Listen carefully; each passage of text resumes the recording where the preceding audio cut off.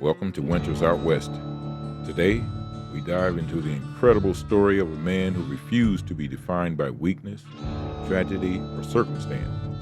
A man who rebuilt himself into one of the most dynamic leaders America has ever known. This is the story of Theodore Roosevelt, soldier, adventurer, reformer, president, and above all, a Rough Rider.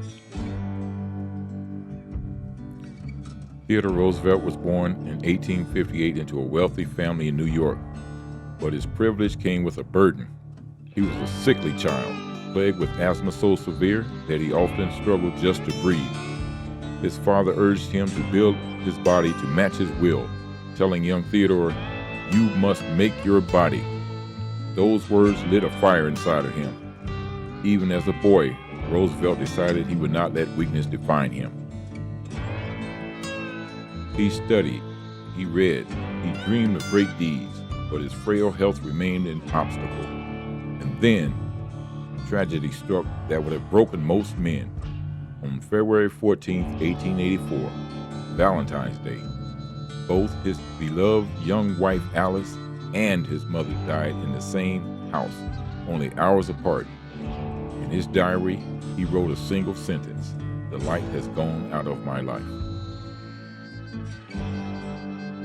Crushed by grief, Roosevelt left New York behind and headed west to the Dakota Badlands. There, amid the wide skies and rugged frontier, he remade himself. He became a rancher, a cowboy, and a lawman. He learned to ride hard, rope cattle, and live through brutal winters. More than anything, he forged a new identity, a man of iron will, hardened body, and an unshakable spirit. Roosevelt himself would later say that without the Badlands, he never would have become president. With this rebirth, Roosevelt threw himself into public service. He served in the New York State Assembly, fighting corruption with a fierce independence. He also became police commissioner of New York City, where he walked the midnight beats to root out dishonesty in the force. Later, as Assistant Secretary of the Navy, he pushed America to build a stronger fleet, preparing the nation for the new century. It was in 1898, during the Spanish-American War, that Roosevelt seized the moment that made him a national hero. He resigned his comfortable post in Washington, gathered a volunteer cavalry he called the Rough Riders, and sailed to Cuba. Under blazing sun and enemy fire, Roosevelt led his men up the slopes of San Juan Hill. Charging forward on horseback, revolver in hand, he inspired his troops to victory.